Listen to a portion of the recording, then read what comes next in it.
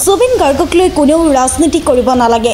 জুবিনক লৈ কোনো ৰাজনৈতিক দলে ৰাজনীতি কৰিব বিচাৰিলে ইয়াৰ ফল কিন্তু অতি বেয়া হ'ব।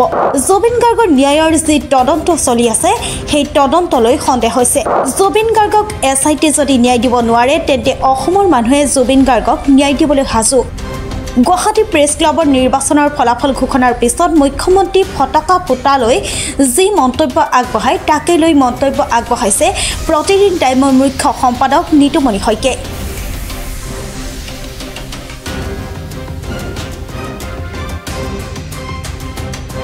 বৰপেটা জিলাৰ চেঙা সমষ্টিৰ অন্তৰ্গত কাছুমাৰা নছিব আলী একাডেমীৰ 10ম বাৰ্ষিক অধিৱেশনৰ অনুষ্ঠিত মুকলি বঁটা বিতৰণী সভাত প্ৰতিদিন টাইমৰ মুখ্য সম্পাদক নিতুমণি শইকীয়াই মুখ্য অতিথি হিচাপে উপস্থিত হৈ উভতি ধৰিলে অসমৰ মুখ্যমন্ত্ৰী ডক্টৰ হিমন্ত বিশ্ব শৰ্মাক। মুকলি সভাত কাৰ্যসূচীৰ আৰম্ভণিতে কিংবদন্তি কণ্ঠশিল্পী জনতাৰ হিয়াৰ আমঠু স্বৰ্গীয় জুবিন গাৰ্গলৈ শ্ৰদ্ধাঞ্জলি জ্ঞাপনো 1 মিনিট মৌনতা অৱলম্বন কৰে।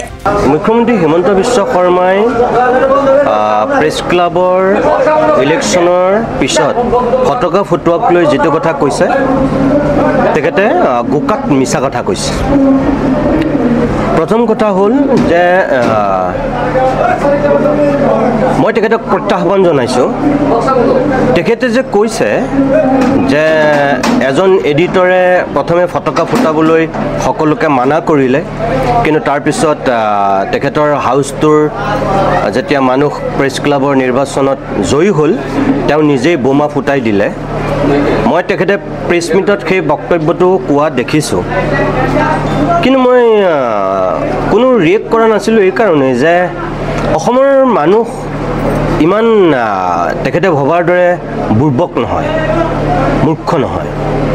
আৰু তেখেতে কি চাতুৰ্যত সেই কথাটো কৈছে মই ভাবোঁ অসমৰ বিবেকবান মানুহে গম পায়।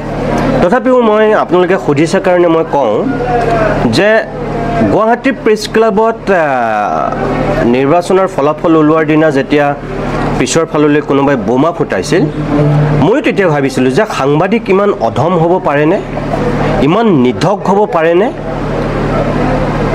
কোন সাংবাদিকে এই কামটো কৰিছে মই নিজেও ভাবিছিলোঁ। কিন্তু মুখ্যমন্ত্ৰীয়ে যেতিয়া পিছদিনাখন সংবাদমেলত নিজেই এই কথাটো উচ্চাৰণ কৰিলে তেতিয়াই আচল গুমৰ ফাঁকটো পৰিষ্কাৰ হৈ গ'ল। সঁচা কথা ক'বলৈ গ'লে যে মুখ্যমন্ত্ৰীয়ে নোকোৱা হ'লে মই গম নাপালোঁহেঁতেন যে ইয়াৰ নেপথ্যত যে তেওঁ জড়িত হৈ আছিল বুলি। কাৰণ তেওঁ মুখৰ বক্তব্যত এইটো পৰিষ্কাৰ হৈ গ'ল, কাৰণ তেওঁ কৈ দিলে যে তাত বোমা ফুটোৱাৰ লগে লগে মোলৈতো ফটো আহি গ'ল। মই এতিয়া তেখেতক চেলেঞ্জ কৰিছোঁ, আপোনাৰ তাত যিহেতু ফটো আছে, আপোনাৰ যদি দম আছে তেতিয়াহ'লে আপুনি দেখুৱাওক যে তাত এখন ফটোত যদি মই আছোঁ, মোৰ প্ৰতিদিন টাইমৰ এজন সাংবাদিক যদি তাত জড়িত আছে, আপোনাৰ যদি দম আছে তেতিয়াহ'লে আপুনি দেখুৱাওক, মই চাওঁ। কিয় কৈছোঁ মই আপোনালোকক, যেতিয়া বোমা ফুটাইছিল সেই সময়ত মই প্ৰেছ ক্লাবত নাছিলোঁৱেই। ৰিজাল্ট আনুষ্ঠানিকভাৱে ঘোষণা হোৱাৰ আগতে মই গুচি আহিছিলোঁ মোৰ সকলোকে অভিনন্দন জনাই।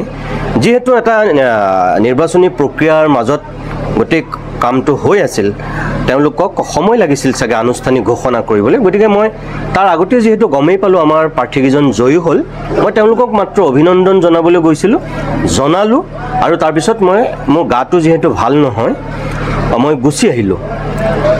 ঘৰত মই থকাৰ অলপ সময়ৰ পিছত মোৰ প্ৰেছ ক্লাবৰ পৰা মোৰ সহকৰ্মীয়ে ফোন কৰিছে যে ইয়াত কোনোবাই বোমা ফুটাইছে ছাৰ।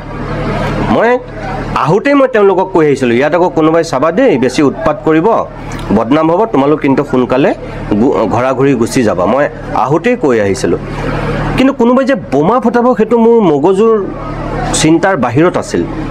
তেতিয়া মই ক'লোঁ যে কোনে বোমা ফুটাইছে, তোমালোকে চোৱা তেনেহ'লে। কৈছে নহয় আমি ভিতৰতহে আছোঁ, ইয়াত আছোঁ, কিন্তু বাহিৰত চাউণ্ড ওলাইছে। মই তেতিয়া গম পাই গ'লোঁ যে এইটো কোনোবাই বদনামী কৰিবৰ কাৰণে এই কামটো কৰিছে। আৰু মুখ্যমন্ত্ৰীয়ে যেতিয়া পিছদিনাখন সংবাদমেলত কৈ দিলে মই তেতিয়া গম পাই গ'লোঁ প্ৰেছ ক্লাবৰ নিৰ্বাচনৰ লগত তেওঁ কি সম্পৰ্ক। প্ৰেছ ক্লাবত ঘপককৈ কোনোবাই বোমা ফুটাইছে, তেওঁ লগৰ লগত যে ফটো পাই গ'ল, তাৰমানে তেওঁ তাত জড়িত আছিল। তাৰমানে তেওঁ নিজৰ যিকেইজন পৃষ্ঠপোষক কৰা প্ৰাৰ্থী আছিল সেইকেইজন হৰাৰ কাৰণে তেওঁলোকৰ হতুৱাই তেওঁ সেই কামটো কৰালে নেকি?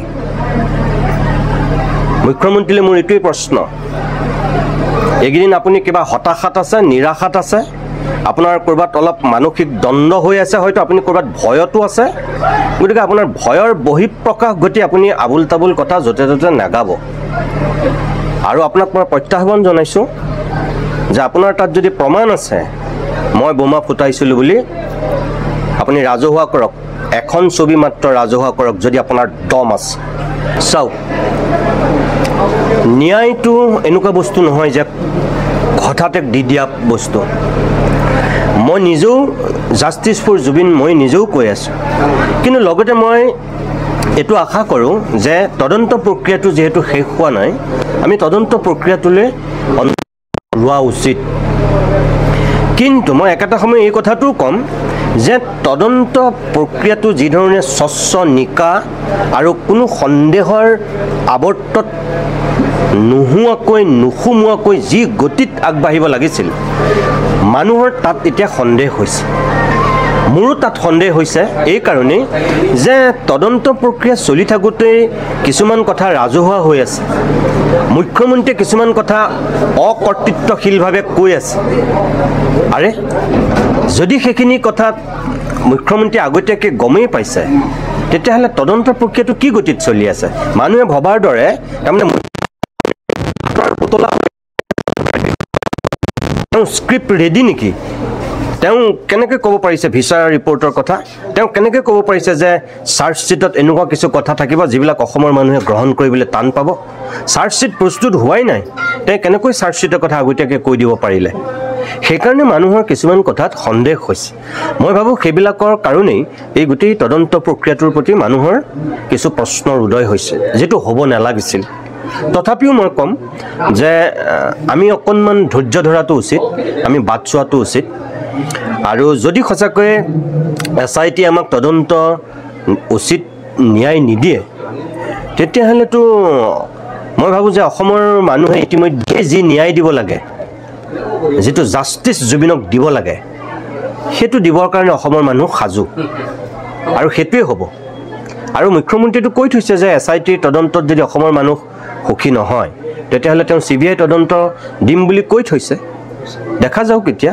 কিন্তু এইটো ঠিক যে যিমানে পলম কৰি গৈ থাকিব, সিমানে কিন্তু ন্যায়টো অলপ সুদূৰ পৰাহত হ'ব, সেইটোৱে দুৰ্ভাগ্যজনক। বিজেপিৰ যিটো ন্যায় যাত্ৰা, তাত মুখ্যমন্ত্ৰীৰ পৰা আৰম্ভ কৰি দিলীপ শইকীয়াৰ পৰা আৰম্ভ কৰি প্ৰত্যেকগৰাকী মন্ত্ৰী, সাংসদ, কেন্দ্ৰীয় ৰাজ্যিক মন্ত্ৰীলৈকে অংশগ্ৰহণ কৰি যিবিলাক কথা কৈছে, এতিয়া আৰু মই ভাবোঁ যে ন্যায় যাত্ৰা কৰিবলৈ বাকী থাকিল SIT আৰু CID। এতিয়া তেওঁলোকে ন্যায় যাত্ৰা কৰিবলৈ বাকী আছে, তাতকৈ বেলেগ ক'বলগীয়া একো নাই। আচৰিত হৈছোঁ মই এইটোৱেই যে পীযুষ হাজৰিকাই, জয়ন্ত মল্ল বৰুৱাই বা পবিত্ৰ মাৰ্ঘেৰিটাহঁতে সেই ন্যায় যাত্ৰাত অংশগ্ৰহণ কৰি পেলাই কৈছে যে আমি চৰকাৰৰ ওচৰত দাবী জনাইছোঁ যে জুবিন গাৰ্গে ন্যায় পাবই লাগিব। ৱাহ, এইটো মই কাণে ঠিকেই শুনিছোঁনে? মই নিজকে সুধি চাইছোঁ যেতিয়া মই তেওঁলোকৰ মুখত এনেধৰণৰ বাক্য দেখিছোঁ। এইটো কি বাক্য কৈছে তেওঁলোকে? চৰকাৰ কোনে চলাইছে? চৰকাৰ কাৰ? আৰু কাৰ ওচৰত তেওঁলোকে ন্যায় বিচাৰি চৰকাৰৰ ওচৰত সেই দাবী উত্থাপন কৰিছে? এইটোত আৰু সঁচা কথা ক'বলৈ গ'লে মানে বহুৱালিৰো এটা সীমা থকা উচিত, মই তেনেকৈয়ে ক'ম। আৰু বাৰম্বাৰ এইটো কথা আমি কৈ আহিছোঁ যে জুবিনক লৈ কোনেও ৰাজনীতি কৰিব নালাগে। কি বিজেপি, কি কংগ্ৰেছ, কি অজাপ, কি ৰাইজৰ দল, কোনো এটা ৰাজনৈতিক দলে আচলতে জুবিনক ৰাজনীতিলৈ টানি আনিব নালাগে। আৰু যিসকলে জুবিনক ৰাজনৈতিক বৈতৰণি পাৰ হোৱাৰ আহিলা বুলি ভাবি লৈছে বা আহিলা কৰিব বিচাৰিছে, তেওঁলোকে মনত ৰখা উচিত কিন্তু যে জুবিনৰ আত্মাই তেওঁলোকক নিস্তাৰ নিদিব। বাঘমৰা চৰৰ পৰা নুৰজামাল হুছেইনৰ ৰিপৰ্ট, প্ৰাতঃ টাইম ডিজিটেল। অসমৰ নপুৰণি কবি সাহিত্যিকৰ বাবে সুখবৰ। প্ৰভাতী অসম সংবাদ গোষ্ঠীৰ দ্বাৰা পৰিচালিত সাপ্তাহিক কবচে আয়োজন কৰিছে এখন কাব্যগ্ৰন্থৰ প্ৰতিযোগিতা। সগৌৰৱেৰে ৩০টা বৰ্ষত খোজ থোৱা অসমীয়া সাপ্তাহিক কবচ কাকতখনৰ উদ্যোগত কাব্যগ্ৰন্থ প্ৰতিযোগিতাৰ আয়োজন কৰা হৈছে। 2022 চনৰ অসমীয়া কাব্যগ্ৰন্থ দুকপিৰ লগতে লেখকৰ সম্পূৰ্ণ নাম ঠিকনা সঠিককৈ লিখি অহা 30 নৱেম্বৰৰ ভিতৰত তলত দিয়া ঠিকনাত ডাকযোগে পঠাব পাৰিব। আমাৰ ঠিকনা সাপ্তাহিক কবচ প্ৰভাতী অসম সংবাদ গোষ্ঠী বিজয়নগৰ ডাকঘৰৰ সমীপত কলিতা মাৰ্কেট 3য় মহলা জিলা কামৰূপ অসম 781122 মোবাইল নম্বৰ হৈছে 9435114666 অথবা 6003971898 অথবা 9864084600 অথবা কাৰ্যালয়ত হাতে হাতে জমা দিব পাৰিব। এই প্ৰতিযোগিতাত বয়সৰ কোনো সীমা নাই। অহা জানুৱাৰী মাহত ফলাফল ঘোষণা কৰাৰ লগতে বঁটাসমূহ বিতৰণ কৰা হ'ব। সকলো প্ৰতিযোগীকে মানপত্ৰ প্ৰদান কৰা হ'ব।